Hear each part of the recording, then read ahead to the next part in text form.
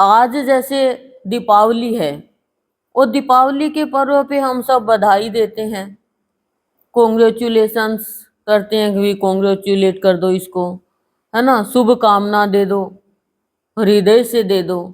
लेकिन संत के भाव में क्या निहित है?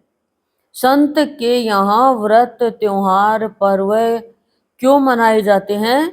कि हम सबको प्रसन्नता वितरित करें और हम स्वयं प्रसन्न रहें। वो कैसे?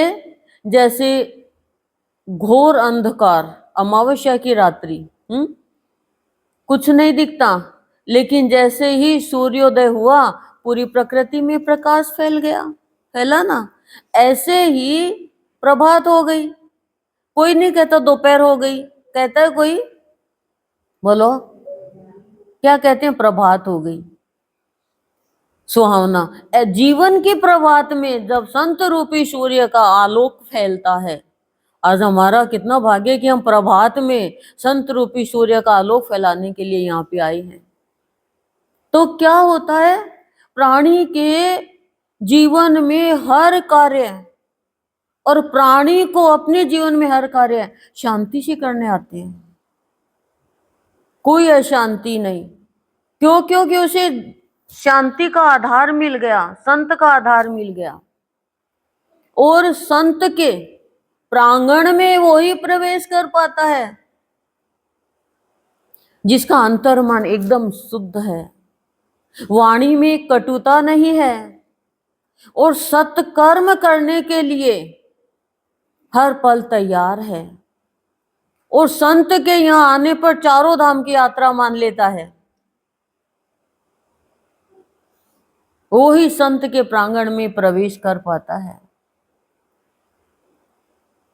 फिर संत क्या करते हैं?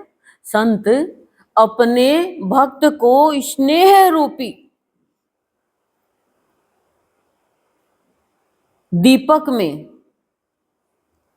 स्नेह रूपी दीपक को, यानी स्नेह रूपी भाव को अपने अंतर्मन में भक्त को स्थान देते हैं।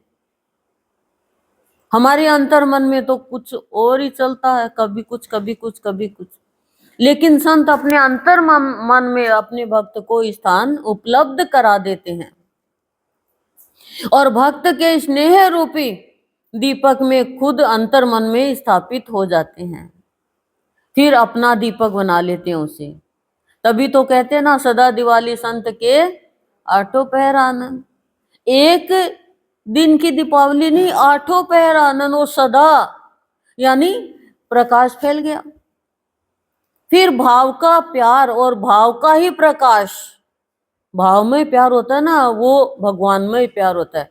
वो सारे वितरित करने के लिए, बांटने के लिए, फैलाने के लिए अपने भक्त को तैयार कर देता है। वो भक्त बांटता रहता है, तब भक्त का जीवन सुगम होता है और मधुरता से भरा हुआ होता है।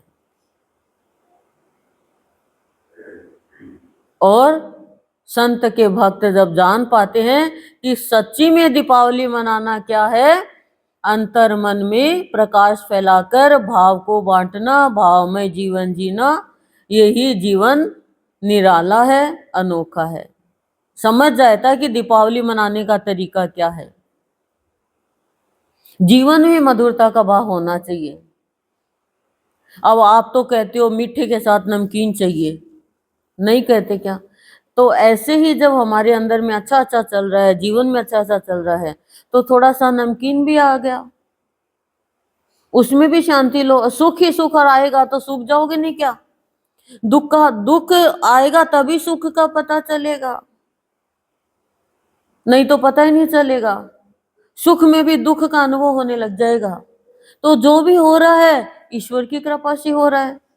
भक्त तो गुरु का शिष्य तो गुरु से प्रार्थना करता है, हे संत मेरे गुरुदेव, तमसो मां ज्योतिर्मय दुनिया कहती है, लेकिन मेरे इस जीवन में तेरी ज्योति से ज्योतिर्मय करके जो तेरी ज्योत्सना बना, और मुझे वो भाव प्रदान कर जो दिव्यता का है, भव्यता का है।